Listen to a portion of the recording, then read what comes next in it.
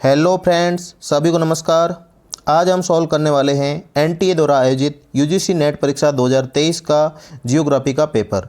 तो पिछले भाग में हमने शिफ्ट 1 में आयोजित जियोग्राफी पेपर के क्वेश्चन नंबर 1 से लेके क्वेश्चन नंबर 50 तक क्वेश्चन सॉल्व किए थे। आज हम सॉल्व करेंगे क्वेश्चन नंबर 51 से लेके क्वेश्चन नंबर 100 तक के क्वेश्चंस। तो शुरू करते हैं क्वेश्चन नंबर 51।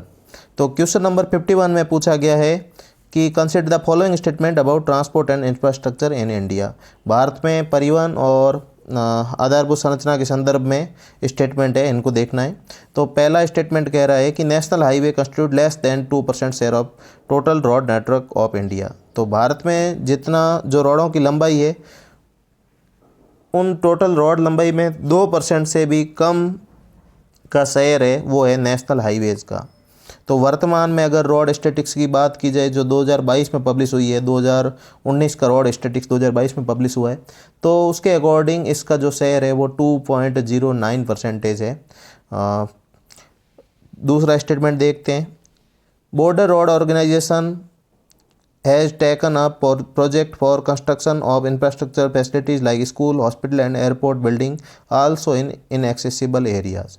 तो बॉर्डर रोड ऑर्गेनाइजेशन सड़कों के साथ साथ बॉर्डर एरिया में दूसरी अवसंरचनात्मक जो बिल्डिंग्स हैं उनका भी निर्माण करता है। इंफ्रास्ट्रक्चर फैसिलिटी दूसरी जो सोशियो इकोनॉमिक संदर्भ में इम्पोर्टेंट होती है उनका भी निर्माण करता है। तो यह कथन सत्य है। पहला कथन 2% से कम की बात कर रहा है, तो लेटेस्ट आंकड़ों के अकॉर्डिंग तो सत्य नहीं है।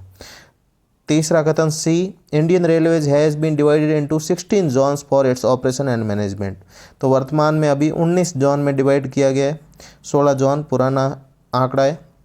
और चौथा स्टेटमेंट कह रहा है हजीरा विजयपुर जगदीशपुर यानी HBJ लाइन। तो HBJ पाइपलाइन है, वो गैस की पाइपलाइन है।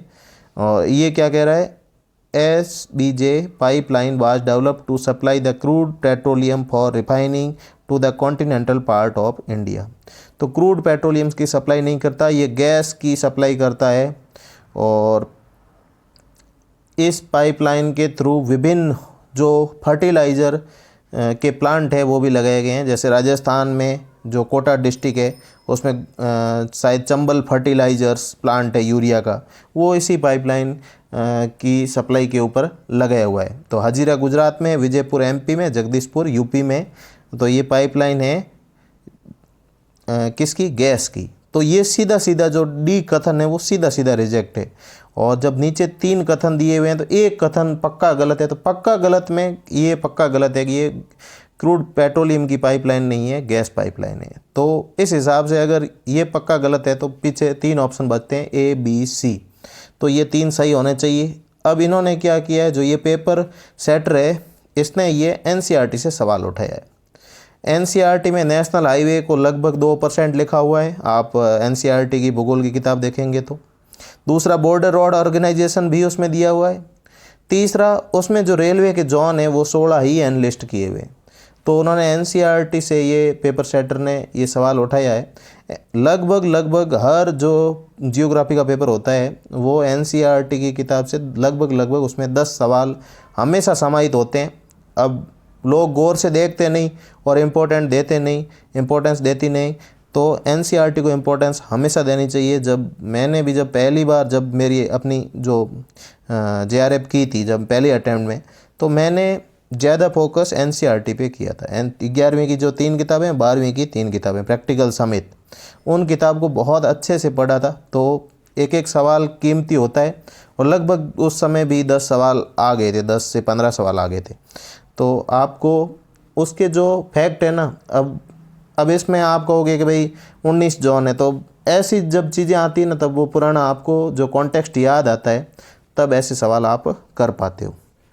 तो इसमें अगर आप कोई अच्छे से इसका ऑब्जेक्शन लगाते तो ये डिलीट हो जाता, पर अच्छे से कोई किसी ने बढ़िया फॉर्मेट करके नहीं लगाया। सही तरीके से फॉर्मेट करके लगाना होता है, साथ ही उनका रेफरेंस भी अच्छे से देना होता है, तब जाके वो क्वेश्चन डिलीट होता है। अदरवाइज अब एक भी क्वेश्चन डिलीट नहीं हुआ।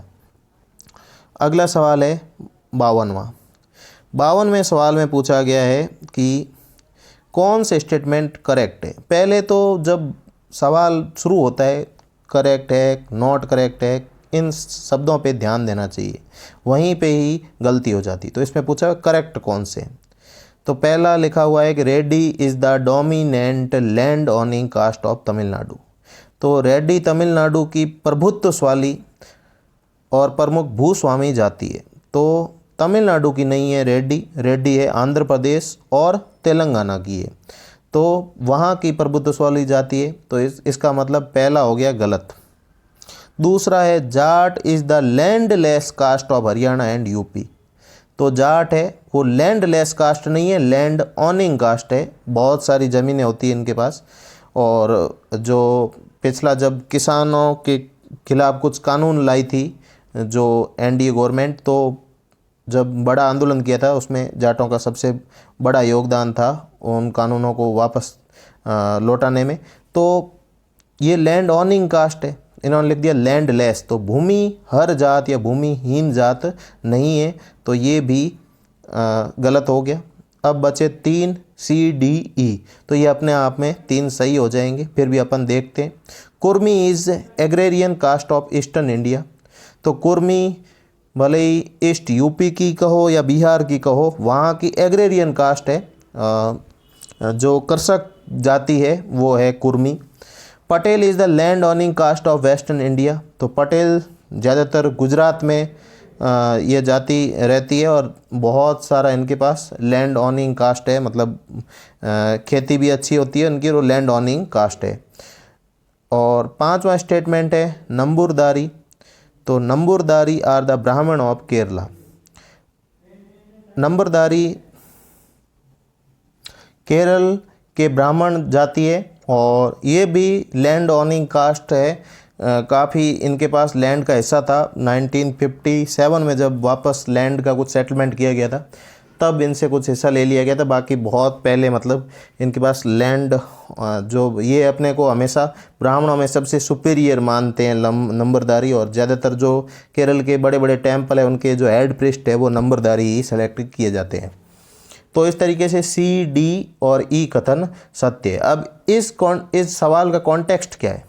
इसमें सारे के सारे लैंड ऑनिंग, लैंडलेस ऐसे वर्ड यूज किए गए हैं। तो ये एग्रीकल्चर जियोग्राफी का सवाल है, कृषि भूगोल का सवाल है। और उसमें भी जो इंडिया में कौन कौन सी जातियाँ जो एग्रीकल्चर करती है और किन के पास लैंड ज़्यादा ऑनिंग है, किन के पास लैंड लेस है, इस तरीका एक मोटा मोटा आपको आइडिया होना चाहिए। तो इस तरीके से ये अप्लाइड सवाल पूछा गया है।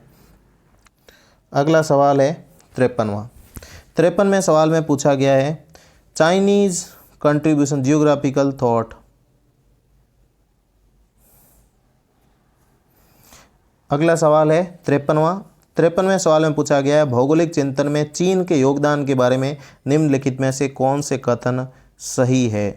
तो मैंने बात ही की थी कि भाई जो चाइनीज़ स्कॉलर है उनको भी ध्यान रखने चाहिए, परंतु ये सवाल है वो काफ़ी डेप्थ में पूछा गया है। जनरली 1-2 नाम पूछते हैं, चाइनीज़ कार्टोग्राफी, चीन की दीवार वगैरह, ऐसे सवाल आते हैं ज़्यादातर, परंतु इसमें थोड़े डेप्थ में सवाल आए।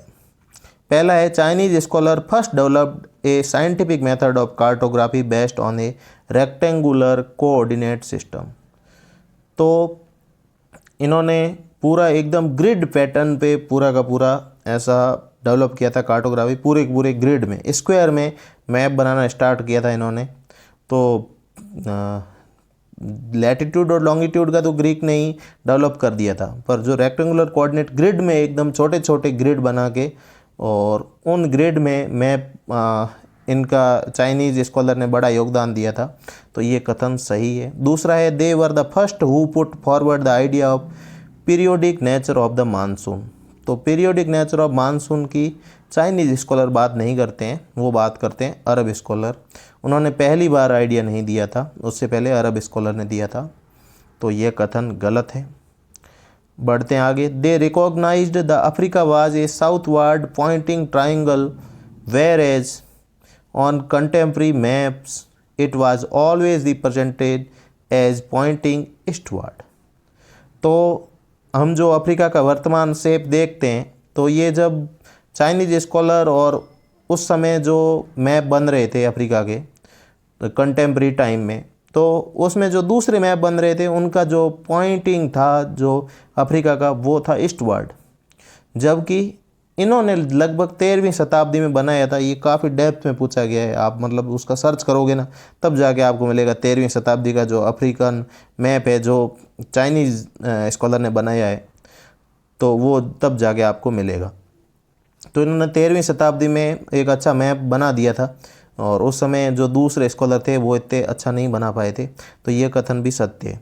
अगला है कथन है they opined that geography is opinion that, मतलब उन्होंने ओपिनियन दी थी कि geography is not concern with individual plants but rather with the plant and animal cover, यानी कि केवल प्लांट्स की बात नहीं, प्लांट्स और एनिमल दोनों की बात।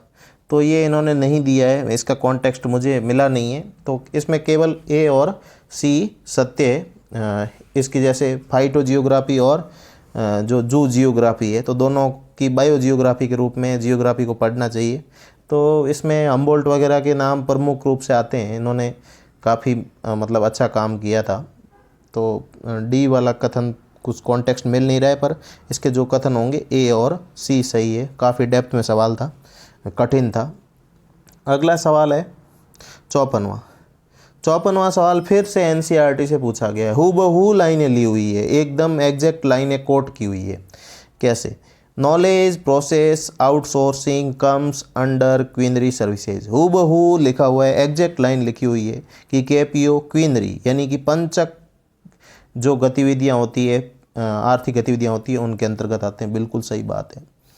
फिर लिखा हुआ है बी कथन research and development R&D activities and e learning are example of BPO। तो ये BPO के एग्जाम्पल ना हो के KPO के एग्जाम्पल है। उसमें लाइन लिखी हुई है NCERT में, research and development R&D activity और ई लर्निंग दोनों एग्जाम्पल किसके हैं? दोनों एग्जाम्पल है KPO के, तो दूसरा गलत हो गया। तीसरा लिखा हुआ है the BPO is distinct from KPO as it involve highly skilled worker. अब इस लाइन में हेर फेर किया है BPO और KPO का। इसमें लिखना चाहिए था KPO is distinct from BPO as it involve highly skilled labour. Highly skilled worker किस में होते हैं? KPO में होते हैं, ना कि BPO में। इसलिए यह कथन भी गलत है, इन्होंने बस NCERT से लिए हैं, उसको हेर फेर किया है। तो बी और सी भी गलत है। D outsourcing is coming to countries like India due to availability of cheap and skilled worker. बिल्कुल सही है। तो ये NCERT से देखो और सवाल आ गया है। तो इस तरीके से लगभग 10+ सवाल हर पेपर में आपको मिलेंगे। तो NCERT बहुत अच्छे से पढ़नी है। क्लासिकल जो किताबें हैं उनके अलावा NCERT को पूरी वरीयता दी जानी चाहिए, क्योंकि उसमें एक निचोड़ दिया हुआ है हर चीज़ का, और वो निचोड़ हमें ज़रूर याद होना चाहिए, वही हमारी आधारशिला है। कुछ गलतियां हैं, उन गलतियों को करेक्ट करते हुए पढ़ते जाना है। तो इसका 54वें का सही हो गया, A एंड D ओनली। अगला सवाल है 55वां which of the following statement are correct. तो इस सवाल में पूछा गया है भाई कि the total value of goods and services traded is considered to be the volume of the trade. अब ये सवाल है वो एज ए जनरल सवाल है। अब ट्रेड की वैल्यू में दोनों काउंट किए जाते हैं, गुड्स भी काउंट किए जाते हैं और सर्विसेज भी काउंट किए जाते हैं, यानी कि वस्तुएं भी काउंट की जाती है और सेवाओं का वैल्यू भी काउंट किया जाता है। सेवाओं भी एक तरह से क्या कर रहे हैं? हम ट्रेड कर रहे हैं। तो यह सही है। दूसरा है volume of trade include only trade off goods. केवल वस्तुओं का ही ट्रेड नहीं किया जाता। जैसे अपन मतलब वॉल्यूम में जैसे कोई शेयर खरीद रहे हैं, शेयर में भी क्या कर रहे हैं? ट्रेडिंग कर रहे हैं। अब उसमें कोई गुड्स थोड़ा ना खरीद रहे हैं, उसमें कोई भी गुड्स नहीं, डिजिटल चीज़ है एक तरह से। तो वो गुड्स नहीं खरीद रहे हैं तो वो भी तो वॉल्यूम में काउंट होगी। तो वॉल्यूम ऑफ ट्रेड में केवल गुड्स का ट्रेड शामिल नहीं होता है। शेयर बाज़ार में वॉल्यूम ऑफ ट्रेड बिल्कुल एकदम मतलब एक कॉमन टर्मिनोलॉजी है जो अक्सर यूज की जाती है। तो बी गलत हो गया। तीसरा, India is founder of ASEAN block. तो भारत ना तो आसियान जो ब्लॉक है उसका फाउंडर है, ना उसका मेंबर है। तो यह कथन भी गलत है। अगला कथन है the practice of selling a commodity in two countries at a price that differs for reasons not related to costs is called dumping. तो कोई भी देश क्या करता है, अब उसकी कोई कॉस्ट लागत में कमी नहीं आ रही, वो जानबूझ के इंटेंशनली दूसरे देश में कम रुपए में उसको सेल कर देता है, बहुत ज़्यादा मतलब मात्रा में उसको सेल कर देता है, ताकि वहाँ का जो मैन्युफैक्चरिंग जो वहाँ के जो मैन्युफैक्चरिंग यूनिट है वो तबाह हो जाए, वहाँ की जो अर्थव्यवस्था है वो ढांचा बर्बाद हो जाए और उनकी जो है वस्तु है उसकी मोनोपोली स्थापित हो जाए। जैसे कि चाइना अक्सर डंपिंग करता है। अक्सर आप देखते हो कि चाइनीज़ माल एकदम बड़े बल्क में आ जाता है, पूरे बाज़ार भर जाते हैं, और उससे क्या होता है, यहाँ के जो लोकल मैन्युफैक्चर है वो उस कॉस्ट की बिल्कुल कंपटीशन उसका नहीं कर पाते, उसकी प्रतिस्पर्धा बिल्कुल नहीं कर पाते, और वो मैन्युफैक्चरिंग ही छोड़ देते हैं। और फिर क्या होता है, फिर उनकी मोनोपोली स्थापित हो जाती है और फिर अब चाइनीज़ माल फिर ज़्यादा बिकता है। तो इस तरीके से वो डंपिंग करते हैं। अब उसमें वो क्या करते हैं, वहाँ के प्रोडक्शन में क्या है, सब्सिडी दे देते हैं। तब जैसे WTO वगैरह सब्सिडियों के मुद्दे आप अक्सर देखते हो। अब जैसे चाइना ने वहाँ के प्रोड्यूसर को क्या है, सब्सिडी दे दी, तो वो कॉस्ट कटिंग नहीं हुई है, उस कॉस्ट में उन्होंने सब्सिडी दे के कटिंग की है। तो वो जानबूझ के इंटेंशनली ऐसा किया गया। अब मान लो कोई प्रोडक्शन जो कॉस्ट आती है उसमें 4 फैक्टर होते हैं। कोई भी अगर आप मतलब प्रोडक्शन करते हो तो 4 चीज़ें होती है। एक होता है लैंड, दूसरा होता है कैपिटल, और तीसरा होता है लेबर, और चौथा होता है एंटरप्रेन्योरशिप। तो जो लैंड होता है उसमें जो कच्चा माल और भूमि दोनों आ जाते हैं, उसका हम देते हैं, लैंड का क्या देते हैं, रेंट देते हैं। कैपिटल जो हम पैसा लगाते हैं और उस पैसे का क्या देते हैं, हम ब्याज का भुगतान करते हैं, कैपिटल का धनराशि के। और जो हमारे लेबर जो वर्कर काम करते हैं उनको हम क्या देते हैं, उनको हम देते हैं वेजेज यानी पारिश्रमिक देते हैं श्रमिकों को। और चौथा होता है एंटरप्रेन्योरशिप। इन तीनों को समायोजित करने वाला तत्व होता है वो एंटरप्रेन्योरशिप होता है। वो कैपिटल को भी समायोजित करता है, लैंड को भी करता है, लेबर को भी करता है, वो रिस्क उठाता है, और रिस्क का लाभ उसे कैसे मिलता है, प्रॉफिट के रूप में मिलता है। तो लैंड को रेंट चला गया है, लेबर को पारिश्रमिक वेजेज चले गए, कैपिटल को इंटरेस्ट चला गया, और एंटरप्रेन्योरशिप को क्या चला गया, एंटरप्रेन्योरशिप को प्रॉफिट चला गया। ये 4 चीज़ें आती है एक प्रोडक्शन कॉस्ट में। तो इस प्रोडक्शन कॉस्ट के अलावा जो चीज़ें दी जा रही है, जैसे सब्सिडी दी जा रही है, उसकी बात हो रही है। तो ये डी डंपिंग वाला स्टेटमेंट भी सही है। तो ए और डी दोनों सही है, राइट आंसर हो गया दूसरा। अगला सवाल है 56वां। 56वें सवाल में पूछा गया है कि जो fossil fuel and nuclear fuel are non renewable sources of energy. तो फॉसिल फ्यूल और न्यूक्लियर फ्यूल दोनों क्या है, नॉन रिन्यूएबल सोर्स है, बिल्कुल सत्य बात है। दूसरा स्टेटमेंट है the sources of renewable energy are mainly forces of nature that are sustainable and that usually cause huge environmental pollution. तो रिन्यूएबल एनर्जी के जो सोर्स है वो कभी भी एनवायरमेंटल पॉल्यूशन नहीं करते हैं।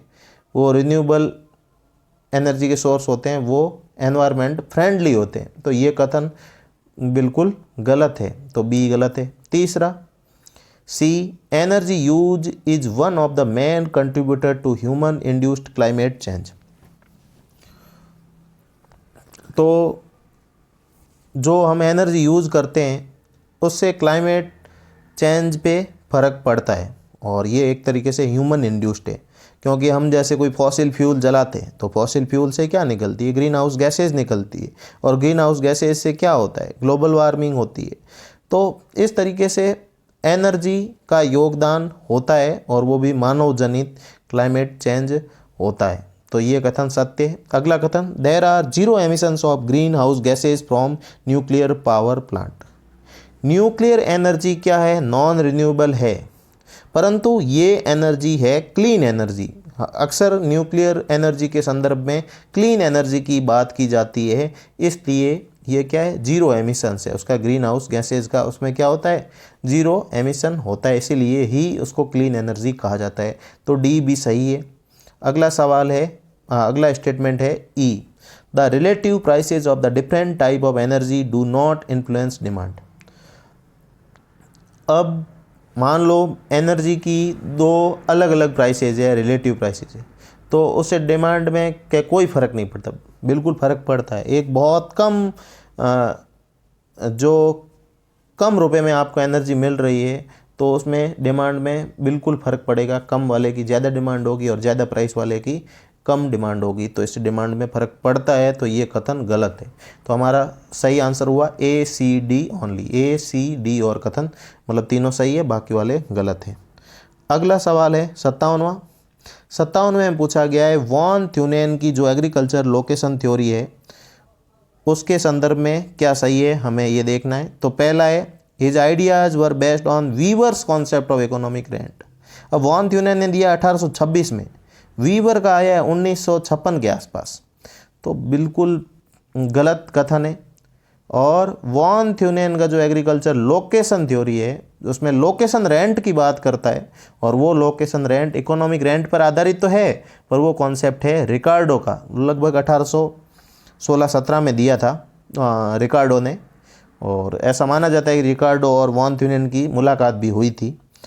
इस पे मतलब ऐसे बात की जाती है, और उन्हीं के आइडिया से इन्होंने क्या बना दिया था, ये लोकेशन रेंट बना दिया था, agriculture location theory.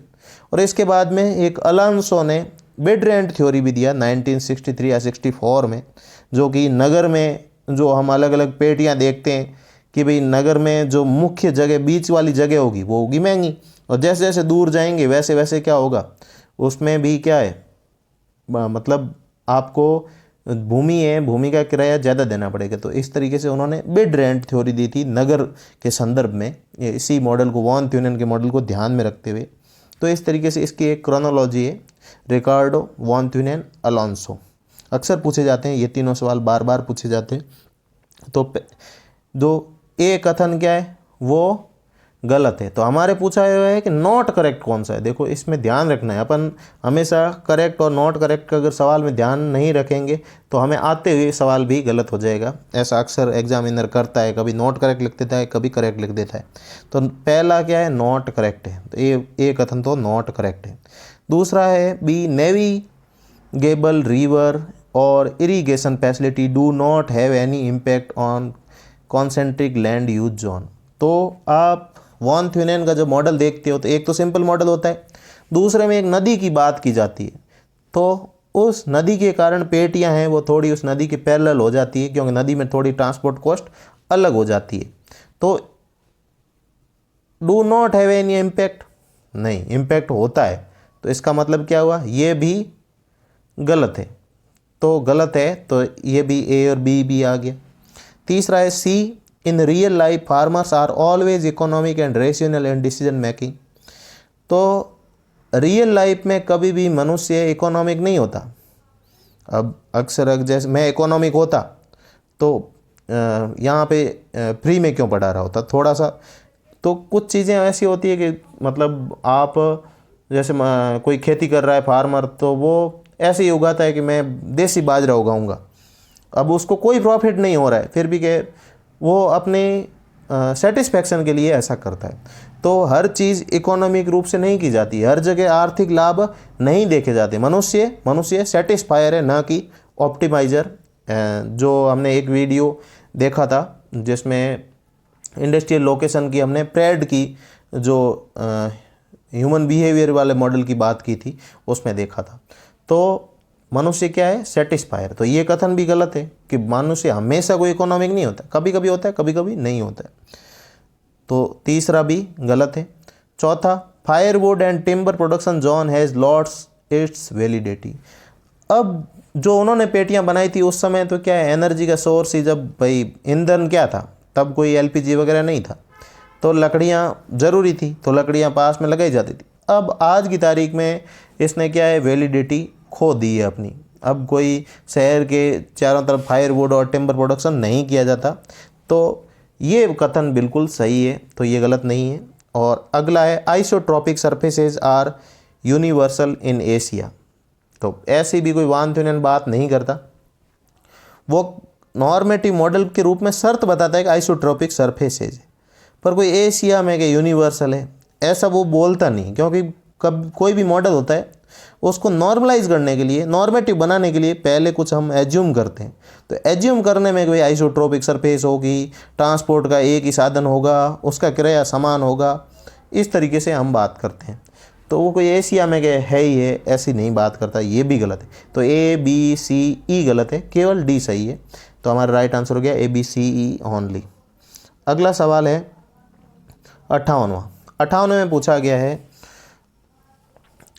Man nature interaction के संदर्भ में कथन पूछे गए। तो man nature interaction, human nature interaction में जो in Himalayan region pine trees are more prone to forest fire.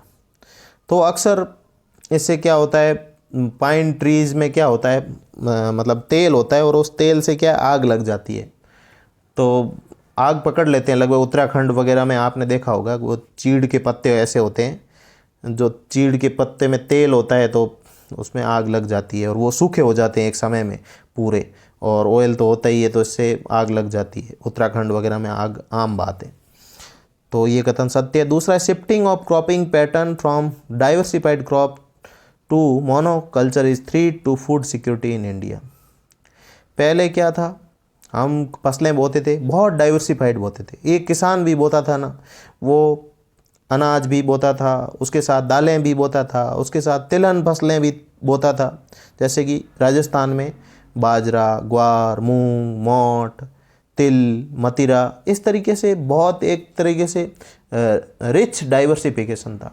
और वर्तमान में क्या हो रहा है, धीरे धीरे ये रिच डाइवर्सिफिकेशन अपनी जगह खोता जा रहा है और एक किसान है वो मोनोकल्चर पे आ रहा है, यानी कि एक गेहूं का पूरा खेत बो दिया, पूरा का पूरा गेहूं उगाएगा, पूरा का पूरा राइस उगाएगा। तो इस तरीके से डाइवर्सिफिकेशन ख़त्म होगा तो अल्टीमेटली हो सकता है उस कुछ प्रजातियां भी इसमें से लुप्त हो जाए। तो इस तरीके से अल्टीमेटली हमारी फूड सिक्योरिटी को खतरा होगा, क्योंकि ऐसा होने से क्या है, मतलब डाइवर्सिफिकेशन नहीं रहेगा, हमारे पास इतने सारे मतलब रिचनेस नहीं रहेगी। तीसरा है slum habitation is association with metropolitan cities only. तो केवल और केवल मेट्रो सिटी के अंदर ही स्लम हैबिटेशन हो ऐसा ज़रूरी नहीं है। छोटे छोटे शहरों में भी आप झुग्गी झोपड़ियाँ देखने को मिलती है, मलिन बस्तियाँ देखने को मिलती है, स्लम देखने को मिलते हैं। तो ये कथन गलत है। चौथा है alternate cultivation of wheat and rice in rabi and kharif season deteriorate the nitrogen in soil. तो रबी में क्या करते हैं, रबी में उगा देते हैं गेहूँ और खरीफ में उगा देते हैं चावल।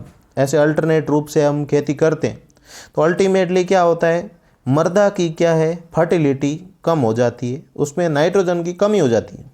इसलिए फसल चक्र में क्या है, दालों को जो पल्सेज है उनको वरीयता देनी चाहिए। लेग्यूमिनेसी जो कुल के पौधे होते हैं उसमें राइजोबियम जीवाणु होता है, वो नाइट्रोजन स्थिरीकरण में मदद करता है और नाइट्रोजन की मात्रा है वो सॉइल में बढ़ाता है। तो लगातार ऐसे खेती करेंगे तो मृदा में क्या होगी, मृदा की फर्टिलिटी में कमी होगी। तो ये बात भी सही है। तो ए, बी और डी कथन सही है, सी गलत है। अगला सवाल है 59वां। 59वें में पूछा गया है भाई, जो भारत के संदर्भ में पूछा हुआ है, भारत के संदर्भ में इंफ्रास्ट्रक्चर, लिटरेसी और नेचुरल रिसोर्सेज के संदर्भ में कुछ कथन दिए हुए। पहला दिया हुआ इंदिरा गांधी कैनाल है, वो ओरिजिनेट होती है कहाँ से, हरिके बैराज से at the Confluence of Sutlej and Ravi reverse. तो सतलज और रावी नदी के संगम के पास से हरिके बैराज है ऐसा नहीं है, सतलज और व्यास रिवर के जो संगम है उसके पास हरिके बैराज है, वहाँ से इंदिरा गांधी नहर निकलती है। तो ये रावी रिवर लिखा हुआ है, ये गलत है। तो पहला कथन गलत है। दूसरा है effective literacy rate is calculated as the number of literate person out of total population aged 5 years and above. अब बात इंडिया की कर रहा है, तो इंडिया में जो सेंसस की जाती है तो सेंसस में लिटरेसी निकाली जाती है वो 7 साल से ऊपर के बच्चों की निकाली जाती है, 7 साल और 7 साल से ऊपर की। तो यहाँ पे 5 साल लिख दिया तो इसलिए ये गलत हो गया। अब कोई जैसे 3 साल का बच्चा है वो लिटरेट है नहीं है, वो काउंट ही नहीं किया था इफेक्टिव में, इसलिए जो लिटरेसी के आंकड़े आते हैं वो 7 साल और ऊपर वालों के ही आते हैं। तो ये भी गलत हो गया। तो बचे सी और डी, वो दोनों सही होंगे।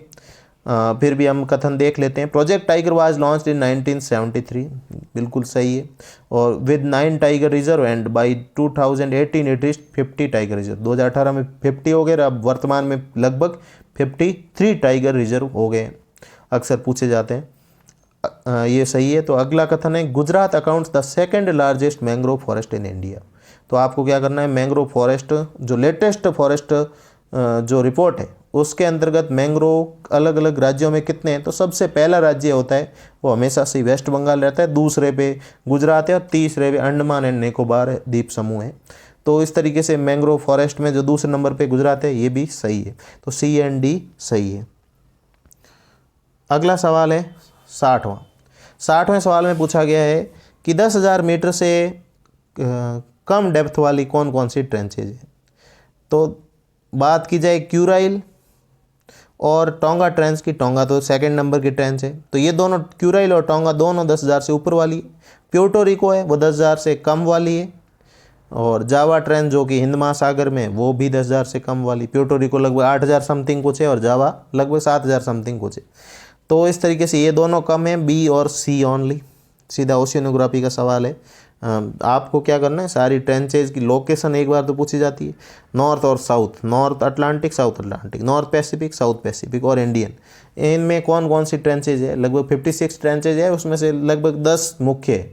एक तो जो ये रिंग ऑफ फायर है, इस रिंग ऑफ फायर के पास में जो सीरीज पूरी है, उन सीरीज को एकदम लोकेट करना आपको मैप पे, तभी आप ये सवाल कर पाओगे।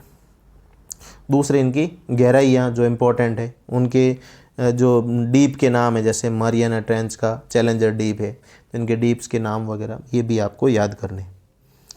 अगला सवाल है क्लाइमेट चेंज ऑन ओशियंस पे जो इम्पैक्ट होते हैं उनमें से कौन सा कथन गलत है। तो पहला है the oceans have become less acidic over the past few decade. तो ओशियन है वो लेस एसिडिक नहीं हुए हैं, ज़्यादा एसिडिक हुए हैं, क्योंकि हमने प्रदूषण बढ़ाया है तो इसमें एसिडिटी बढ़ी है। तो लेस एसिडिक नहीं हुए हैं, ज़्यादा हुए हैं, तो ये पहला गलत है। दूसरा the sea surface temperature has increase during the last century. ये कॉमन एकदम आप आसानी से बता सकते हो कि भाई सी सरफेस का टेम्परेचर बढ़ा है, तो बी सही है। Sea level has risen at the rate of approximately 6/10 of an inch since 1880। तो 1880 के बाद में जो सी लेवल है वो सी लेवल राइज हुआ है कितना, 1 इंच का 6/10वां भाग, तो इतना राइज हुआ है, ये भी सही है। The ocean will store less carbon dioxide in the coming years. तो ओशियन क्या है, ओशियन कार्बन सिंक है, बहुत बड़े कार्बन सिंक है, तो कि भाई भविष्य में के कार्बन डाइऑक्साइड कम स्टोर करेंगे, तो ऐसा कोई भी किसी भी रिपोर्ट में नहीं कहा गया है। तो डी भी गलत है, ए और डी गलत है, तो हमारा राइट आंसर होगा ए और डी। तो कुछ ऐसे जो होते हैं, आप पढ़ रहे हो इतना सारा क्लाइमेट चेंज के बारे में पढ़ रहे हो, ग्लोबल वार्मिंग के बारे में पढ़ रहे हो, तो आसपास कुछ रिपोर्टें वगैरह आ रही है, तो इन सब का एक अप्लाइड बना के आपको, अब जैसे ये नहीं आ रहा है तो भी आप आसानी से कर पाओगे। ऐसे ग्लोबल वार्मिंग के सवाल हुए, क्लाइमेट चेंज के सवाल हुए, तो इनको सिर्फ पढ़ के आसानी से हल्का सा दिमाग लगा के करना होता है। अगला सवाल है 62वें में पूछा गया है which of the following statement are correct about Coriolis force. तो करेक्ट पूछा हुआ है, नॉट करेक्ट वाले हटाने। पहला है Coriolis force is present in all motion relative to earth. तो अर्थ के सापेक्ष ये हर जगह होता है, बिल्कुल होता है, मतलब ऑल मोशन में होता है, बिल्कुल होता है, कहीं पे कम होता है, कहीं पे ज़्यादा होता है। फिर है Coriolis force is maximum at equator and 0 at pole. तो ये गलत है, इक्वेटर पे 0 होता है और मैक्सिमम होता है पोल पे, तो दूसरा कथन गलत है। तीसरा the strength of Coriolis force varies with speed of motion and also decreases with latitude. तो कोरियोलिस फोर्स की स्ट्रेंथ वेरी करती है किसके साथ, स्पीड ऑफ मोशन के साथ, और also decreases with decreases of latitude. इसमें डिक्रीजेज वर्ड भी लिखना था, लैटिट्यूड का जैसे जैसे डिक्रीज होता है वैसे वैसे इसमें भी डिक्रीज होता है। तो ये तीसरा सी कथन भी सत्य है। चौथा D, the amount of deflection caused by Coriolis force varies according rotation of earth. Rotation of earth होता है। लॉन्गिट्यूड, लॉन्गिट्यूड की कोई बात नहीं होती, लैटिट्यूड ही प्रभावित करता है कोरियोलिस फोर्स को। तो लॉन्गिट्यूड वर्ड गलत लिख दिया, इसलिए ये कथन गलत है। तो बी और डी गलत है, तो सही कथन कौन से हुए, ए और सी ओनली। अगला सवाल है 63वां। 63वें सवाल में पूछा गया है क्लाइमेट चेंज स्टडी करते हैं तो उसमें प्रॉक्सी डेटा के सोर्स क्या है।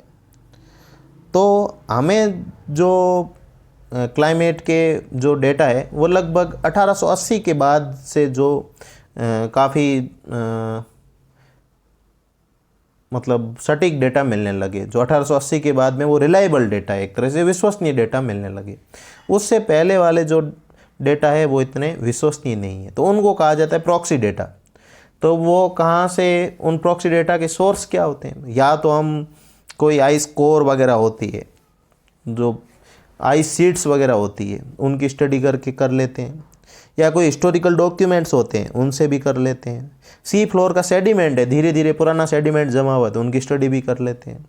कोई फॉसिल पोलन है, जैसे कोई पुराने जो पौधे हैं उनके पोलन फॉसिल के रूप में जमे हुए, तो वो उनकी स्टडी करके भी कर लेते हैं। तो ये पुराने हमें मिल जाते हैं। सैटेलाइट डेटा, सैटेलाइट तो बहुत रिसेंटली 1880 के बाद ही है, तो वो तो रिलायबल डेटा है, प्रॉक्सी डेटा नहीं है। तो इसमें ए, बी और डी सही है। सैटेलाइट डेटा प्रॉक्सी डेटा नहीं होते, बाकी वाले सी फ्लोर के सेडिमेंट का हो, फॉसिल पोलन का हो, हिस्टोरिकल डॉक्यूमेंट का हो, आइस कोर का हो, आइस शीट्स का हो, ये सारे के सारे प्रॉक्सी डेटा कहलाते हैं क्लाइमेटोलॉजी के संदर्भ में। अगला सवाल है 64वां। 64वें सवाल में पूछा गया है which of the following statement are correct with regard to the effects to global warming. तो ग्लोबल वार्मिंग के संदर्भ में कौन कौन से कथन सत्य है। तो पहला है due to global warming it is believed that heat waves may increase in future. अब ये एकदम कॉमन सवाल है, आप आराम से कर सकते हो।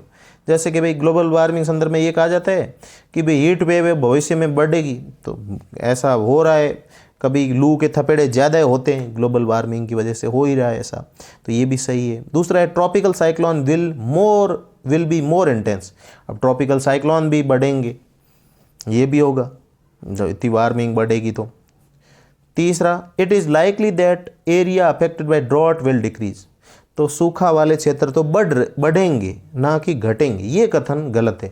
सूखा बढ़ने वाला है, कहीं पे बाढ़ बढ़ने वाली है, कहीं पे लू बढ़ने वाली है। इस तरीके से ग्लोबल वार्मिंग के परिणाम हम सबको बिल्कुल पता ही है, तो सी गलत है। D the models indicate that some regions will experience significantly more precipitation and run off. और कुछ रीजन क्या होंगे जहाँ पे कभी बारिश नहीं होती, वहाँ बारिश हो रही है, मरुस्थल में बाढ़ आ रही, तो ऐसा क्यों हो रहा है, ऐसा ग्लोबल वार्मिंग से हो रहा है। तो ये भी सही है, ए बी डी तीनों सही है, सी गलत है, तो ए बी डी ओनली। अगला सवाल है 65वां। 65वें में पूछा गया है which of the following statement is are correct. तो कौन से कथन सही है। तो पहला कथन देखते हैं, उष्णकटिबंधीय चक्रवातों की प्रबलता और प्रायिकता में वृद्धि हो रही है, परंतु आर्थिक क्षति घट रही है। आर्थिक क्षति घट नहीं रही है, बढ़ रही है। जैसे जैसे ट्रॉपिकल साइक्लोन भी इंटेंसिटी ज़्यादा हो रही है और उनके आने की फ्रीक्वेंसी भी ज़्यादा हो रही है, तो आर्थिक जो नुकसान है वो भी ज़्यादा बढ़ता जा रहा है। तो यह कथन क्या है, गलत है। दूसरा, more tropical cyclone occur in bay of Bengal than Arabian सी।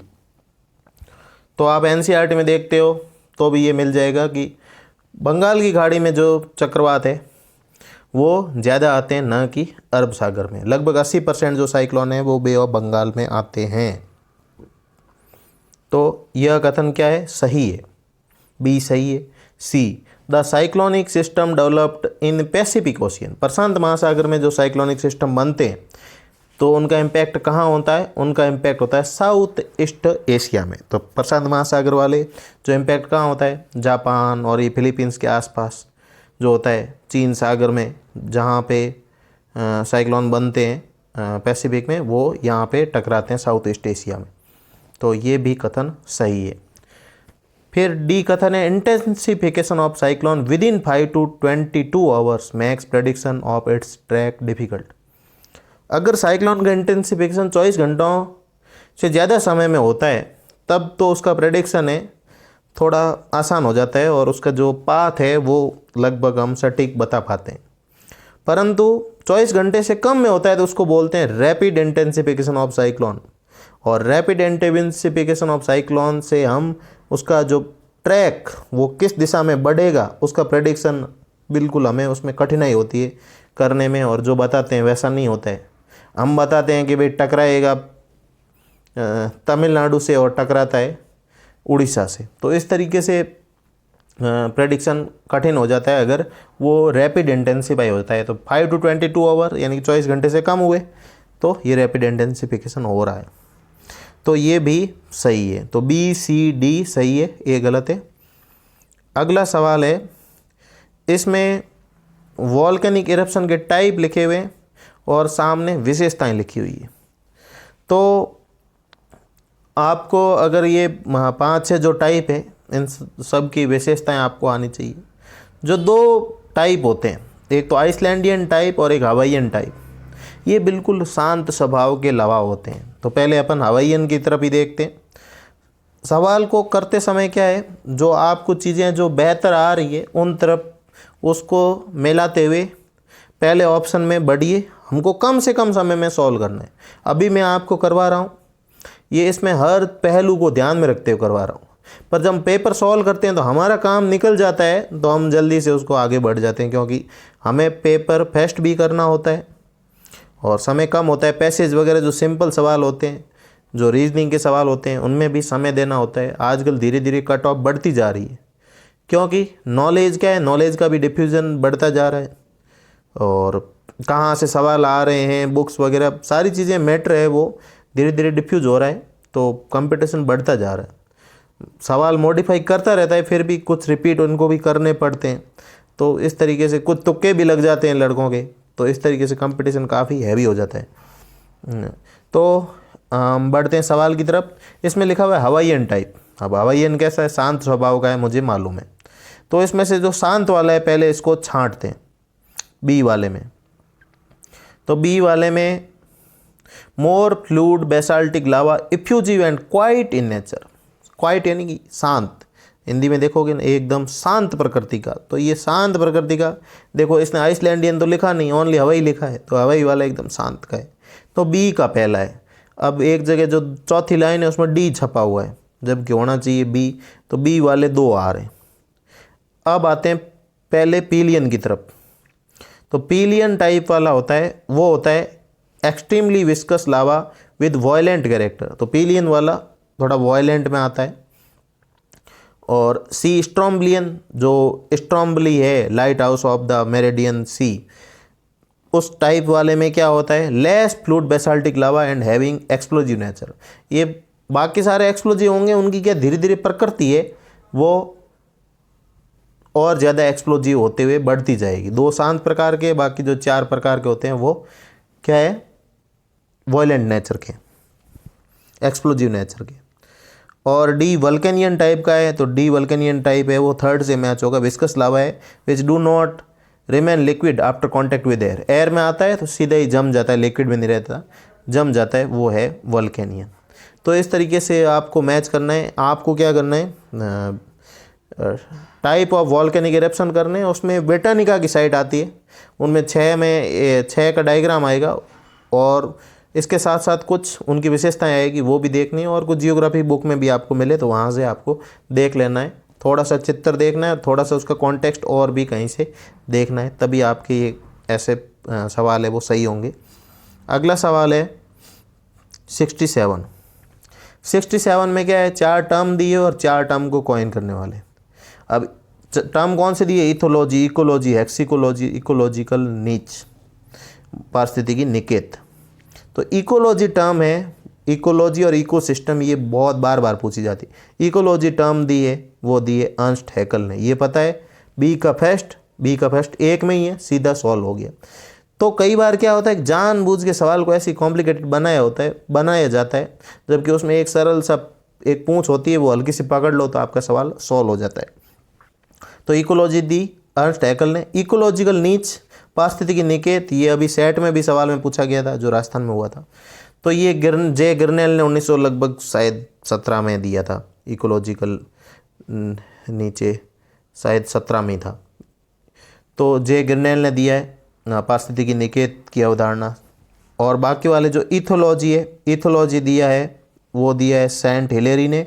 और हेक्सिकोलॉजी है वो दिया है सेंट जॉर्ज जैक्सन ने दिया है। तो ये बाकी वाले कभी ऐसे पूछे नहीं जाते हैं, ऐसे इथोलॉजी या एक्सिकोलॉजी।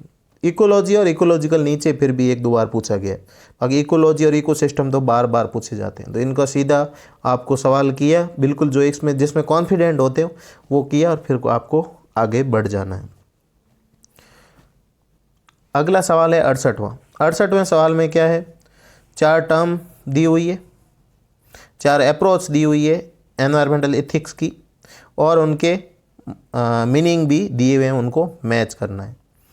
तो पहली है एंथ्रोपोसेंट्रिज्म। तो एंथ्रोपोसेंट्रिज्म में क्या होता है, views that all environmental responsibility derived from human interest alone. नाम ही एंथ्रो है, तो एंथ्रोपो ह्यूमन इंटरेस्ट कि भाई सारी की सारी जो एनवायरमेंटल रिस्पॉन्सिबिलिटी है वो मानव की है। एंथ्रोपोसेंट्रिज्म, मानव को सेंटर में रखना है। दूसरा बी है बायोसेंट्रिज्म। बायो में क्या है, पूरा बायोम सेंटर में रखना है। तो बी का चौथा है views that all form of life have an inherent right to exist. तो सभी जीवों को क्या है, जीने का अधिकार है। ये क्या कहता है, बायोसेंट्रिज्म कहता है। तो सभी बायोम को पूरा सेंटर में रखना है। तीसरा है इकोसेंट्रिज्म। इकोसेंट्रिज्म कहता है सेकंड नंबर वाला, views that environmental deserve direct moral consideration and not consideration that A mainly derived from human और एनिमल इंटरेस्ट। तो इसमें मानव और पशुओं के जो इंटरेस्ट है उसके हिसाब से जो मोरलिटी है वो तय नहीं होती, वो प्रकृति के हिसाब से ही होती है। जो एनवायरमेंटल डायरेक्ट मोरल कंसिडरेशन उसमें की जाती है, मानव के हिसाब से नहीं की जाती। चौथा है सोशल इकोलॉजी। सोशल इकोलॉजी का पहला है views that social hierarchy are directly connected to behaviour that lead to environmental destruction.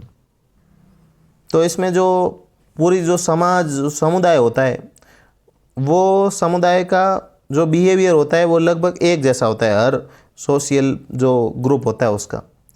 और उस हिसाब से जो एनवायरमेंटल डिस्ट्रक्शन में भी योगदान वो डायरेक्ट करते हैं। जैसे कोई प्रजाति होगी तो वो पूरा नुकसान पहुंचा रही है, तो पूरा नुकसान पहुंचा रही है, इस हिसाब से सोशल इकोलॉजी होती है। तो इस तरीके से इनको मैच करना था। अगला सवाल है 69वां। तो इसमें 69 नंबर के सवाल में 4 रीजन दिए हुए हैं, टाइप ऑफ रीजन और उनके एग्जाम्पल दिए हुए हैं। तो पहला है प्लानिंग रीजन। तो प्लानिंग रीजन का एग्जाम्पल है नेशनल कैपिटल रीजन NCR। दूसरा है फॉर्मल रीजन। तो फॉर्मल रीजन का एग्जाम्पल है जो क्लाइमेटिक रीजन बनाते हैं, वो क्या है, फॉर्मल, औपचारिक प्रदेश है। और तीसरा है नोडल रीजन। नोडल में क्या है, एक नोड होगा सेंटर में। तो कोई मेट्रोपॉलिटन रीजन है तो उसमें क्या है, एक कोई नोड होता है वो उसको चलाता है। जैसे कोई सेंट्रल बिजनेस डिस्ट्रिक्ट है उसका, तो उसमें नोड होता है और उसके आसपास को पूरी सिटी मेट्रोपॉलिटन रीजन को चलाता है। तो सी का हो गया फर्स्ट। डी है वर्नाकुलर रीजन। वर्नाकुलर रीजन कहो या परसेप्शनल रीजन कहो या फिर फोक रीजन कहो, ये क्या है, एक तरीके से जो लोगों ने मतलब आम बोलचाल में बोलना शुरू कर दिया और इस तरीके से बन गए। जैसे मिडल ईस्ट। अब मिडल ईस्ट का कोई कॉन्टेक्स्ट ऐसे नहीं मिलेगा कि मिडल ईस्ट इसको क्यों कहते हैं। अब जैसे ब्रिटिश लोग थे, उनके ईस्ट में है, जैसे वो जनरली क्या है इंडिया वगैरह में आते थे, तो इस तरीके से उन्होंने कहना शुरू कर दिया होगा कि भाई ये मिडल ईस्ट में है तो इसकी कंट्री है। तो उसका कोई एक बाउंड्री नहीं है निश्चित, कोई फॉर्मलाइज रूप नहीं है उसका। मिडल ईस्ट बीच वाला पार्ट है, उसकी कोई बाउंड्री निश्चित नहीं है कि एग्जैक्टली यही है और ऐसा कोई कॉन्टेक्स्ट है, तब उनको कहा जाता है folk region, vernacular region, perceptional region, इस तरीके से कहा जाता है। तो इन चारों को मैच करना था। अगला सवाल है 70वां। 70वें में क्या है, रीजनल ब्लॉक दिए और उनके हेडक्वार्टर दिए हुए। ये भी एनसीईआरटी से टेबल दी हुई है, उस टेबल में आसियान, ओपेक, सार्क वगैरह सारे दिए हुए। तो उनको जो आसियान का हेडक्वार्टर है, तो आसियान का हेडक्वार्टर, इसमें भी देखो मिस प्रिंटिंग हुआ है, ए की जगह डी लिखा हुआ है। तो आसियान का हेडक्वार्टर है वो जकार्ता इंडोनेशिया में है। ईयू का हेडक्वार्टर कहाँ है? ईयू का हेडक्वार्टर ब्रुसेल्स में, यूरोपियन यूनियन का। और ओपेक का है वियना ऑस्ट्रिया में। और सार्क का हेडक्वार्टर है वो है काठमांडू नेपाल में। तो इस तरीके से इनको मैच करना है। अगला सवाल है 71वें में क्या है? 4 कॉन्सेप्ट दिए हुए और उनकी विशेषताएं दी हुई है। पहला है टैबू। टैबू होता है मतलब सोसाइटी में कोई चीज़ की मनाही होती है ना, तो वो होती है जैसे भी कोई समाज में इस चीज़ की जैसे मनाही होती है, वो है टैबू समझी जाती है। जैसे कोई गांव में कोई महिला को आपने कोई सिगरेट पीते हुए या बीड़ी पीते हुए नहीं देखा होगा, तो ये क्या है, एक तरीके से टैबू समझी जाती है। जबकि पुरुष बीड़ी सिगरेट खूब पी रहे, तो भले ही स्मोकिंग डेंजरस है फिर भी वो पी रहे हैं। शहरों में लड़कियां वगैरह पीती है सिगरेट, पर गांव में क्या है, एकदम टैबू समझा जाता है। तो ये क्या है, मनाही है। तो इसका ए का होगा तीसरा, ए रेस्ट्रिक्शन ऑन बिहेवियर, ऐसा बिहेवियर की मनाही है। अब कोई मतलब जैसे औरत है ना, खुल के हंस भी नहीं सकती क्योंकि वो भी टैबू समझा जाता है। तो इस तरीके से जो समाज में जिन पे रेस्ट्रिक्शन होता है ना बिहेवियर में, इम्पोज्ड किया जाता है सोशल ट्रेडिशन के द्वारा, उनको कहा जाता है टैबू। टैबू का इन्होंने हिंदी वर्ड क्या लिखा है? वर्जना। ये कोई मतलब सार्थक वर्ड नहीं है। जो हिंदी भाषा वालों के लिए ऐसे वर्ड सुपर इम्पोज कर दिए जाते हैं जो मतलब कुछ आम बोलचाल में कुछ होते ही नहीं है। दूसरा है कल्चर यानी कि संस्कृति। तो संस्कृति क्या है? संस्कृति एक कोई पूरा जो ग्रुप होता है उसकी एक कोई रहने का तरीका, कोई पहनने का तरीका, कोई खाने का तरीका, कोई विश्वास का तरीका, सारे जो नॉर्म्स का एक पूरा बॉडी होती है उसको बोलते हैं संस्कृति। तो बी का है चौथा, the body of social norms, beliefs, विश्वास and material traits that together constitute group of people of distinct tradition. तो सारी चीज़ें, खान पान, वेशभूषा, लाइफ स्टाइल, ये सारी चीज़ें एक मिल के किसी भी जो जगह की वहाँ के लोगों की क्या संस्कृति का निर्माण करते हैं। ये यहाँ की हमारी क्या संस्कृति है, ये हमारा ऐसा खान पान है, ये हमारा ऐसा वेशभूषा है, ये हमारा बोली है, ये हमारा लहजा है। तो ये सारी मिल के क्या बनाती संस्कृति। तीसरा है हैबिट। हैबिट आदत होती है अकेले आदमी की, कल्चर पूरा ग्रुप का होता है। तो हैबिट क्या है? इंडिविजुअल वर्ड आएगा वो हैबिट को शो करेगा। तो इंडिविजुअल वर्ड आ रहा है सेकंड में। Repetitive act performed by particular individual. तो बार बार जो कोई आदमी एक व्यक्ति करता है ना, वो उसकी आदत होती है। बिल्कुल सही है। डी है कस्टम। कस्टम यानी कि एक तरह से रिवाज या प्रथा। तो जो हम कस्टम फॉलो करते हैं, जैसे कि डी का होगा पहला, frequent repetition of act to the extent that it becomes characteristic of the group of people performing the act. जैसे हम प्रकृति की पूजा करते हैं, जैसे कोई पेड़ पौधों को पूजते हैं, तो ये हमारा एक कस्टम बना हुआ है कि ये हमारा क्या है, ऐसा कस्टम है। कोई विवाह वगैरह है तो उसमें ऐसी कस्टम किया जाता है, भाई ऐसा रिवाज किया जाता है, ऐसा प्रथा की जाती है। तो बार बार जो चीज़ की जाती है उस ग्रुप में, कोई ग्रुप में, वो होती है कस्टम्स। तो इन जो ये कल्चरल जियोग्राफी का ये सवाल है, उनमें जो कॉन्सेप्ट है उनकी विशेषताओं को आपको, तो मतलब इस तरीके से एक सब्जेक्टिव अच्छा सवाल दिया गया है। ऐसे सवाल देने चाहिए ज़्यादा से ज़्यादा कॉन्सेप्ट वाले, फैक्ट को थोड़ा सा कम करना चाहिए। अभी मिला जुला आ रहा है सब कुछ, तो इसमें ये मैच हो गए। अगला सवाल है 72वें सवाल में क्या है, 4 थिंकर दिए हैं और उनका कंट्रीब्यूशन दिया हुआ है। अब थॉट के लिए जो जनरली 2 किताब मैं आपको सजेस्ट कर रहा हूँ कि एक तो माजिद हुसैन की और दूसरी आर.डी. दीक्षित की। दोनों हिंदी में अवेलेबल है, दोनों इंग्लिश में अवेलेबल है। तो जैसा आपको सूटेबल लगे, इन दोनों से बाहर कुछ जाता नहीं है। और सब स्टैंडर्ड ऑथर की किताब लेना थोड़ी सी बेवकूफ़ी होगी। कुछ लोग कहेंगे कि भाई ऐसी ले लो वैसी ले लो, पर आपको क्या पूरी लिस्ट मिल जाएगी, पर आपका एक थॉट नहीं डेवलप होगा ना, तब तक आप सवालों को कर ही नहीं पाओगे। तो पहला देखते हैं सैफर। सैफर और हार्टसॉन की डिबेट आपको पता ही है, जो क्वांटिटिव रिवोल्यूशन की बात करते हैं, तो सैफर की जो ये डिबेट है, इसी ने क्वांटिटिव रिवोल्यूशन की जो शुरुआत की थी एक तरह से। तो सैफर का जो चौथे नंबर से मैच होगा, drew attention on the formulation of laws governing spatial distribution of phenomena. इन्होंने हार्टसॉन का जो एरियल डिफरेंशिएशन था उसको ठुकराया था और कहा था कि कोई अनूठापन नहीं है, जो ये फॉर्मुलेशन ऑफ लॉज करो, मतलब इसमें भी नियमों को स्थान दो, और एक तरह से क्वांटिटी रिवोल्यूशन में ये बात की थी। तो ए का चौथा सही है। दूसरा है राइट। राइट ने 1946 का जब सम्मेलन हुआ था, 47 में इनका पब्लिकेशन आया था, तो इनमें उन्होंने जियोसॉफी की बात करते हैं। तो जियोसॉफी जैसे मतलब हम कोई मतलब जैसे भारत के लोग हैं, वो भूगोल को किस तरीके से देखते हैं, अमेरिकन लोग किस तरीके से देखते हैं, एक तरीके से ग्रुप ऑफ पीपल होते हैं, वो जियोग्राफी को अलग अलग तरीके से देखेंगे। कोई ग्रुप अलग तरीके से देखा, कोई ग्रुप अलग तरीके से देखेगा। तो जियोग्राफिकल नॉलेज को कोई ग्रुप्स कैसे देखता है, ये होता है जियोसॉफी। तो ये राइट ने ये टर्म दी थी, 1946 में दी थी, 47 में पब्लिश हुई थी। तो ये बी का हो गया थर्ड। तीसरा है बुंगे का। बुंगे ने कहा था कि planning with the people, planning people के बिना नहीं करनी चाहिए कि भाई उनके भाई सीधे ही प्लानिंग कर दो भाई इनके लोगों के लिए, उनको साथ में लेके करनी चाहिए ताकि उनकी समस्याएं भाई उनको कैसी ज़रूरतें हैं, तो इस तरीके से हमें पता चले, उनको साथ में लेके प्लानिंग करनी चाहिए। अगला है हैटनर। तो हैटनर वाला जैसे ये आर.डी. दीक्षित में आपको मिल जाएगा, हैटनर पढ़ोगे तो। हैटनर ने क्रिटिसाइज किया था geography as the science of distribution, केवल वितरण विज्ञान नहीं है जियोग्राफी। उन्होंने कहा था कि भाई इसमें हम स्पेशियल डिफरेंसेस देखते हैं, स्पेशियल वेरिएशंस देखते हैं, एरियल डिफरेंसेस देखते हैं। तो एरियल वेरिएशन या फिर स्पेशियल वेरिएशन इस तरीके से हम देखते हैं, जियोग्राफर इस तरीके से देखते हैं। केवल ये जो वितरण वाला काम है ना, ये दूसरों का काम है। जैसे इन्होंने एक तरीके से एग्जाम्पल भी बताया दिया था, जैसे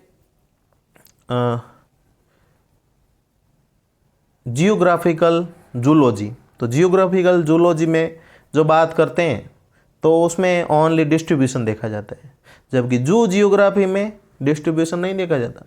जू जियोग्राफी में स्पेशल वेरिएशंस पे हम ज़्यादा फोकस करते हैं। इस तरीके से इन्होंने एग्जाम्पल भी दिए है। आप आर.डी. दीक्षित की बुक पढ़ोगे तो ये आपको मिल जाएगा। तो हैटनर का डी का सेकंड इस तरीके से मैच करना था। अगला सवाल है 73वां। थोड़ा सा वीडियो लंबा हो रहा है क्योंकि हर पहलू को समझाने में थोड़ा सा समय लगेगा। बाकी आप फीडबैक के रूप में कमेंट कर दीजिए कि भाई वीडियो को छोटा रखना है, बड़ा रखना है, जैसा आप कहोगे वैसा मैं कर दूंगा। तो इसमें क्या है, ये जियोग्राफिकल टेक्निक से आया है। तो टाइम सीरीज एनालिसिस है। तो टाइम सीरीज एनालिसिस में क्या है, हम क्या एक ट्रेंड देख लेते हैं, भाई इस ईयर में इतना प्रोडक्शन था, इस ईयर में इतना था, इस ईयर में इतना था, या फिर इस ईयर में इतनी डिमांड थी, इस ईयर में इतनी डिमांड थी, तो आगे डिमांड कितनी होगी। कोई मान लो कोई मारुति सुजुकी अपना प्लांट में क्या है मैन्युफैक्चर कर रहा है, मारुति सुजुकी कार है, तो भाई इतने साल में ये डिमांड थी, इतने साल में ये थी। तो फ्यूचर का जो प्रेडिक्शन है वो भी कर लेते हैं टाइम सीरीज एनालिसिस से। तो इससे क्या है, प्रेडिक्शन ईजी हो जाता है भाई भविष्य में क्या होगा। तो ए का होगा second, making predictions with reasonable confidence. एक अच्छे कॉन्फिडेंस, ज़्यादा डेटा होंगे तो अच्छा प्रेडिक्शन आएगा, कम डेटा में थोड़ा कम आएगा। जैसे परफॉर्मेंस देखते हैं प्लेयर्स की कि भाई साल में परफॉर्मेंस है, तो अच्छी फॉर्म होती है तो अच्छा फॉर्म वैसा रहता है। अगला है काई स्क्वायर टेस्ट। तो काई स्क्वायर टेस्ट क्या है, जनरली गुडनेस ऑफ फिट के लिए किया जाता है, या फिर यूँ कहिए कि भाई यूनिफॉर्मिलिटी चेक करने के लिए, या फिर नॉर्मलिटी चेक करने के लिए किया जाता है। तो ये इसका हो गया पहला, most commonly recommended test for uniformity model के लिए गुडनेस ऑफ फिट टेस्ट है साई स्क्वायर टेस्ट वाला। तो ये होता है, ये थोड़े से डेप्थ वाले सवाल है, इसके लिए हम जियोग्राफिकल टेक्निक के एक एक का अलग से मैं वीडियो लेके आऊँगा, ताकि मतलब इनके हर जगह जो जियोग्राफिकल टेक्निक के जो जितने भी है उसके कोई एक बुक में तो आपको मिलने से रहा, उसके लिए कम से कम 7-8 बुक चाहिए, तब जाके कोई RL सिंह पढ़ो, JP शर्मा पढ़ो, रिमोट सेंसिंग के लिए अलग पढ़ो, GIS के लिए अलग पढ़ो। इस तरीके से 7-8 किताब पढ़ नहीं पाओगे आप। तो इसके छोटे छोटे मैं एक वीडियो लेके आऊँगा ताकि आपको उसकी विषय वस्तु क्लियर हो गई, भाई ये क्यों की जाती है, और सरल भाषा में मैं इनको लेके आऊँगा। तीसरा है क्लस्टर एनालिसिस। तो क्लस्टर एनालिसिस में क्या है, क्लस्टर एनालिसिस 2 तरीके की होती है। एक तो एग्लोमरेटिव होती है। एग्लोमरेटिव में क्या है, बॉटम अप अप्रोच होती है, बॉटम से शुरू होते हैं और गुच्छे बनाते जाते हैं, ऊपर बढ़ते जाते हैं। और दूसरी होती है डिविजिव, यानी विभाजित करते हुए क्लस्टर को विभाजित कर जाते हैं और छोटे छोटे टुकड़ों में, यानी कि टॉप डाउन अप्रोच होती है। तो C का हो गया चौथा। और D का लॉरेंज कर्व है। लॉरेंज कर्व किस लिए किया जाता है, लॉरेंज कर्व जैसे I की असमानता है, I की असमानता को दिखाने के लिए भी अपन कर सकते हैं, और भी कोई असमानता है, इनइक्वलिटी है, उसको दिखाने के लिए क्या 2 डायमेंशनल कर्व बनाते हैं। तो इसका हो गया तीसरा, comparing distribution on 2 dimensional surface. 2 dimensional surface में एक 2D कर्व बना देते हैं, जो I की असमानता हो या और भी असमानता है उनको दिखाने के लिए किया जाता है। अगला सवाल है 74वां। 74वें में पूछा गया है GIS एनालिसिस के फंक्शन है और GIS ऑपरेशन है, आपको क्या करना है, उसके लिए कौन सा ऑपरेशन करेंगे। तो पहला है combining detailed map categories to create new less detailed category. तो छोटी कैटेगरियों को मिला के एक लेस डिटेल्ड कैटेगरी बनाते हैं। बहुत सारी आपके पास कोई लेजेंड है, मतलब 2-3 है, उन सबको इकट्ठा करके आप एक कैटेगरी में कर देते हो। वो क्या कहलाता है, अब जैसे इसके लिए इंग्लिश वर्ड है एग्रेशन, हिंदी में क्या लिखा हुआ है, समुच्चयन। काफ़ी अच्छा वर्ड आया है हिंदी में, तो समुच्चयन कर देते हैं हम, 2-3 ग्रुप को मिला के एक बड़ी कैटेगरी बना देते हैं। दूसरा है create a zone of specified width around 1 और मोर फीचर्स। अब मान लो कि भाई कोई जैसे कोई टाइगर रिजर्व है, अब टाइगर रिजर्व का कोर जोन है, कोर जोन के चारों ओर क्या बनाना है, बफर बनाना है। भाई इस बफर जोन में कोई भी भाई ऐसी एक्टिविटी नहीं होनी चाहिए जिससे कोई टाइगर प्रभावित हो। तो हम एक उसके चारों ओर इतनी परिधि का, मतलब इतनी रेडियस का एक गोला बना देते हैं। सड़क है, इस सड़क के भाई 50 मीटर तक कोई ऐसे मकान नहीं बनने चाहिए, तो उसका एक बफर बना देते हैं। बफर एक तरह से मतलब उस रिवर के, अब मान लो रिवर है भाई, इस रिवर में जब बाढ़ आएगी तो भाई क्या इसके 1 किलोमीटर वाले एरिया प्रभावित होंगे, तो 1 किलोमीटर का इधर 1 किलोमीटर का इधर बफर बना दो। तो ये कहलाता है बफरिंग, जो स्पेसिफाइड विड्थ की उसके चारों ओर कोई फीचर के और बना देते हैं। तो B का हो गया पहला। C permits determining the stream flows in a drainage basin. अब stream flow in a drainage basin, उसमें डिटरमाइन करना है कि भाई कौन से कैसा फ्लो है, तो वो किया जाता है नेटवर्क एनालिसिस में। उसमें छोटे छोटे जो ड्रेनेज के छोटे छोटे जो रिवर में जो नदियाँ होती है उसकी सहायक, फिर उसकी सहायक, फिर रिवरेट जैसे नाले वगैरह होते हैं, तो उनकी नंबरिंग वगैरह करके हम नेटवर्क एनालिसिस से कर सकते हैं। अगला है permits viewshed mapping of what terrain features can be seen from a specified location. अब कोई लोकेशन से कौन कौन से टेरेन के फीचर दिखेंगे, तो वो इंटरविजिबिलिटी दिखेंगे, दिखने का वर्ड से ही आ रहा है इंटरविजिबिलिटी। तो ये वो GIS के फीचर्स है जो जनरली GIS में हम परफॉर्म करते हैं, हायर क्लासेज या रिसर्च में ज़्यादातर किए जाते हैं। अगला सवाल है 75वां। 75वें सवाल में क्या है, कोल माइनिंग रीजन दिए हुए, स्टेट दिए हुए हैं। तो अभी मैंने जैसे एक जो कम्युनिटी सेक्शन है उसमें कोल के एरिया डाले थे स्टेट्स के, तो उसमें एक सिंगरेनी मैंने डाला था। तो सिंगरेनी कहाँ है, सिंगरेनी है आंध्र प्रदेश या तेलंगाना जो इलाका है, तो अभी तेलंगाना में है। तो उस मैप में देखते तो जो मेन एरिया है इस A से ही, A का 3rd इससे ही सॉल्व हो जाता।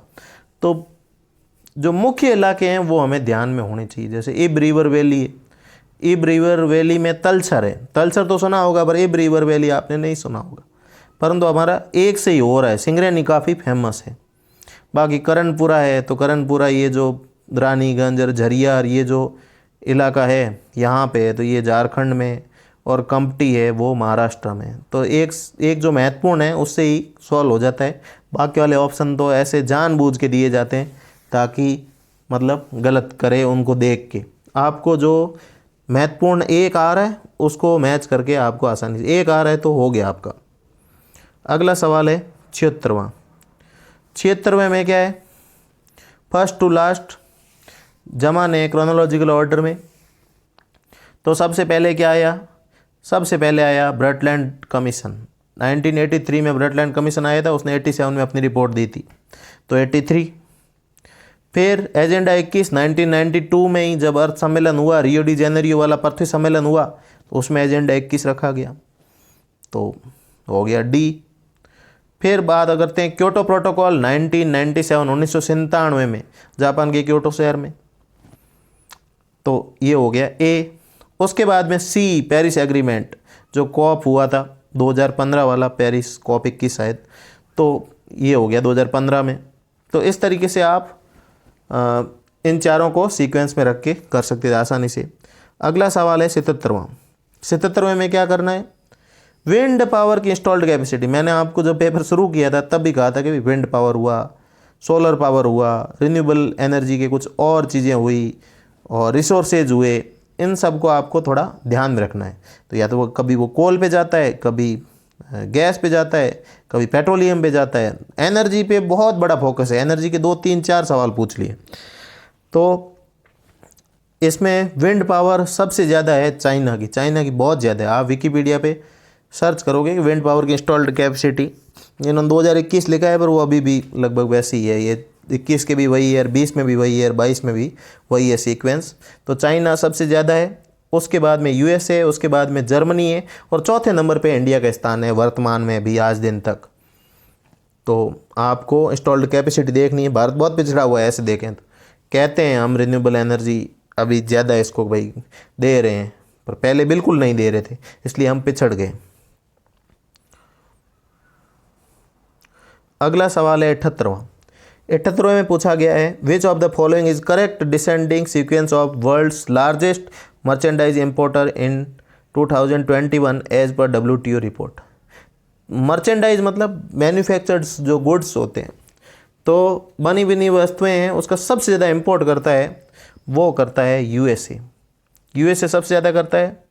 फिर करता है चाइना, और चाइना के बाद में करता है जर्मनी, और जर्मनी के बाद में करता है जापान। तो इस तरीके से ये सीक्वेंस है। जैसे मुझे इतना ही पता है कि यूएसए सबसे ज़्यादा करता है, मुझे भी दूसरे नंबर का पता नहीं, मैंने देख के अभी जैसे ये सारे डेटा देखे, तो जनरली मेरा तो 1 से हो जाता है, इसमें अब 2 हो गए, तो प्रोबेबिलिटी में आप तुक्का लगाते तो 50% सही होने की संभावना तो रहती ही है। अगला सवाल है 79। 79 में क्या है, लैंग्वेज की फैमिलियाँ दी हुई है, और इन लैंग्वेज को बोलने वाले स्पीकर्स के हिसाब से आपको जमाना है। तो सबसे ज़्यादा कौन सी बोली जाती है, सबसे ज़्यादा बोली जाती है इंडो यूरोपियन। लगभग 48% वर्ल्ड की बोली जाती है, वो बोली जाती है बारोपीय भाषाएं, भारतीय यूरोपीय, इसको बारोपीय भी बोलते हैं। तो इनकी लगभग 46% जो पॉपुलेशन है वो ये बोलती है। दूसरे नंबर पे है सीनो तिब्बतन 26% जो स्पीकर्स है वो ये बोलते हैं। तीसरे नंबर पे है अफ्रो एशियाटिक लगभग 500 मिलियन लोग बोलते हैं। और डी द्रविडियन है, वो लगभग 260 मिलियन लोग बोलते हैं। और उसके बाद जापानी, थोड़ा सा जापान इलाके में ही है, तो वो थोड़े और कम हो गए। तो इस तरीके से आपको जो मेन फैमिलियाँ हैं उनमें कौन कौन सी फैमिलियों के अंदर कौन कौन सा पूरा आपको एक सीक्वेंस बनानी है। जैसे सीनो तिब्बतन में भी 3 कैटेगरी बनेगी आपको जब किताब लोगे, तो उसमें सीनेटिक अलग बनेगी, तिब्बतन बर्मीज अलग बनेगी, और एक थाई वगैरह अलग बनेगी। यूरोपियन जो इंडो यूरोपियन है उसमें यूरोपियन वालों की अलग बनेगी, इंडियन वालों की अलग बनेगी। जैसे अपने यहाँ पे दर्दिक वर्दिक ऐसे 3 कैटेगरियाँ बनेगी, आर्यन दर्दिक ऐसे। ईरानी, आर्यन और दर्दिक, इंडियन की ऐसे 3 कैटेगरी बनेगी। तो इस तरीके से आपको सबको डिवाइड करते हुए हल्का सा कौन सी कहाँ बोली जाती है ये देखना है। अगला सवाल है 80 नंबर। तो ये 80 नंबर सवाल है, इसमें क्रोनोलॉजिकल ऑर्डर में जो हेल्थ पॉलिसीज़ है, पॉपुलेशन हेल्थ पॉलिसीज़ है, उनको जमाना था। अब इन्होंने किस तरीके से पूछा है ये मुझे भी समझ में नहीं आया। जो इनका ऑफिशियल आंसर है वो CDEAB है। तो सी सबसे पहले रखा है, जिसमें है कि नेशनल यूथ पॉलिसी। अब यूथ पॉलिसी 2003 में आई थी, फिर 2014 में आई थी। अभी और एक ड्राफ्ट बना हुआ है, वो अभी पास नहीं हुआ है, तो जैसे ही पास होगा तो वो आएगी।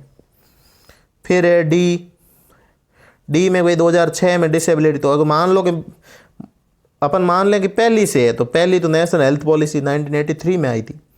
तो इस तरीके से कुछ सीक्वेंस तो गड़बड़ है, पर इन सब के ईयर मैंने लिख रखे हैं कि भाई पहली जैसे हेल्थ पॉलिसी 83 में आई, फिर 2002 में आई, फिर 2017 में आई। तो इस तरीके सबके ईयर लिखे हुए हैं और ये ऑफिशियल आंसर लिखा हुआ है। किसी ने अच्छा ऑब्जेक्शन नहीं लगाया, वरना ये डिलीट हो जाता। तो इसको आप देख लेना।